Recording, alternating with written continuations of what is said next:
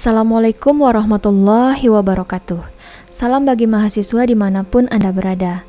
Di video ini, kita akan membahas mengenai pengantar statistika yang merupakan rangkaian dari pembahasan mata kuliah probabilitas dan statistik. Nah, di sini kita akan membahas bagian yang awal, yaitu pengantar statistika, diawali dengan mengapa kita belajar statistika. Nah, di era digital yang sudah memasuki fase yang dikenal sebagai revolusi industri 4.0, jumlah dan ukuran data digital yang kita miliki semakin masif atau semakin besar dan akan terus membesar ukurannya. Anda tentu makin sering mendengar beberapa istilah atau terminologi seperti data warehouse, data mining, big data analytic, machine learning, dan data science. Kesemua ini merupakan bidang keilmuan dan keahlian di bidang teknologi informasi atau bidang IT yang memang muncul dan berkembang karena pertumbuhan dari data digital yang kian masif. Nah, dari sekumpulan bidang keahlian ini, terdapat kesamaan terkait dasar ilmu yang dibutuhkan, yaitu statistika. Dengan kata lain, statistika ini adalah jantung penggerak utama dari bidang-bidang keahlian ini. Dan ini adalah alasan utama mengapa kita perlu melengkapi diri kita dengan pemahaman akan ilmu statistika. Nah, masih ingatkah Anda dengan Pilpres tahun 2019 lalu? Cara menentukan pemenang pasangan presiden dan wakil presiden yang ditetapkan oleh KPU atau Komite Pemilihan Umum sebagai badan yang ditunjuk negara untuk menghitung hasil pemilu harus berjuang keras untuk mengumpulkan data hasil perhitungan suara dari seluruh pelosok tanah air ini. Perlu waktu berhari-hari untuk menuntaskan perhitungan suara tersebut. Hasil Pilpres yang diadakan pada tanggal 17 April 2019, hasilnya diumumkan pada tanggal 21 Mei 2019 dengan hasil kemenangan dari pasangan 01, di mana suara yang diperoleh adalah sebesar 55,50% dengan pasangan 02 memperoleh hasil 44,50%, selisih suaranya 10,99%. Dari suara sah yaitu sebesar 154.257.601 suara. Kemudian di samping KPU, ada beberapa badan independen yang menghitung suara berdasarkan sampling yang dikenal sebagai penghitungan cepat atau quick count. Hasil penghitungan dapat hanya dalam beberapa jam saja setelah Pilpres dilaksanakan. Hasil penghitungannya ternyata tidak jauh berbeda dengan hasil perhitungan yang dikeluarkan oleh KPU. Ya, seperti quick count yang dilaksanakan oleh Carta Politika, Indikator Politik, Indobarometer, LSI, Policenter, dan sebagainya. Kedua penghitungan, baik yang dilakukan oleh KPU maupun badan independen, melibatkan statistik. Statistik ini dapat didefinisikan sebagai bidang keilmuan yang mencakup upaya pengumpulan, pengelolaan, analisis, dan interpretasi data untuk pengambilan keputusan.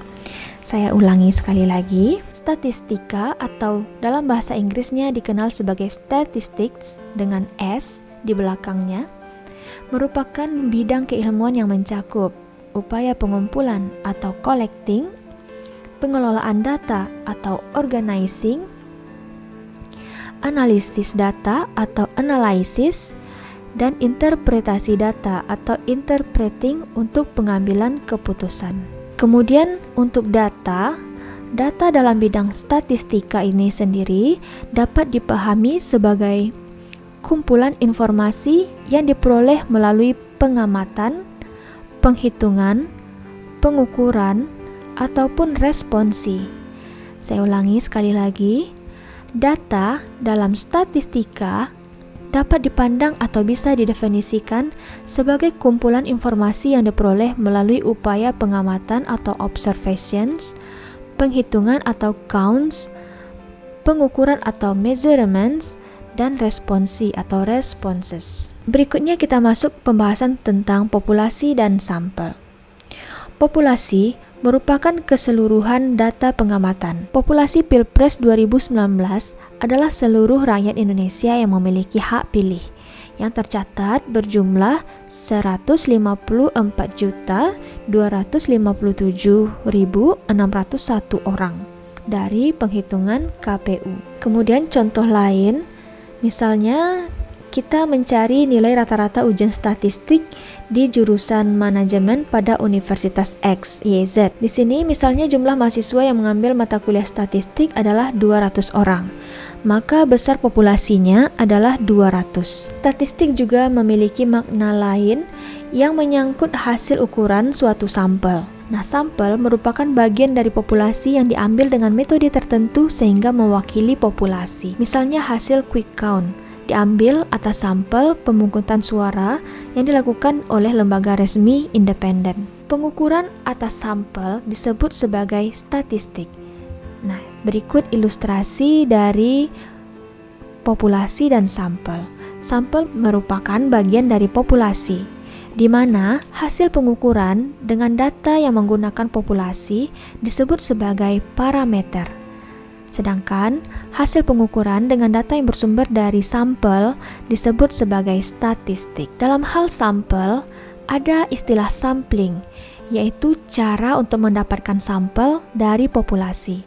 Ada 3 cara untuk pengambilan sampel, yaitu yang pertama, metode random sampling, mengambil secara acak sampel dari populasi.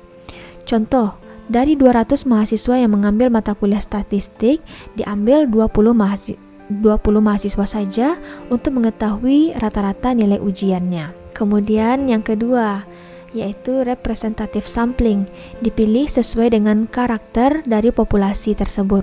Misalnya, dari 200 mahasiswa yang mengikuti ujian statistik, ternyata berasal dari 2 kelompok yang berbeda, yaitu kelompok reguler dan dari kelas malam.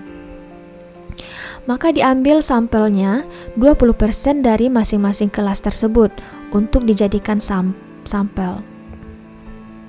Berikutnya cara untuk pengambilan sampel yang ketiga, yaitu convenience sampling, yaitu sampel yang diambil berdasarkan kemudahan para peneliti. Contoh, peneliti mengambil sampel dari mahasiswa statistik yang sudah dikenalnya atau kemudahan untuk bertemu dengan mahasiswa tersebut. Nah, baik, sekian untuk pengantar statistika yang pertama. Kita akan lanjut dengan pengantar statistika yang berikutnya pada video yang berikutnya. Ya, sekian untuk video yang kali ini. Assalamualaikum warahmatullahi wabarakatuh.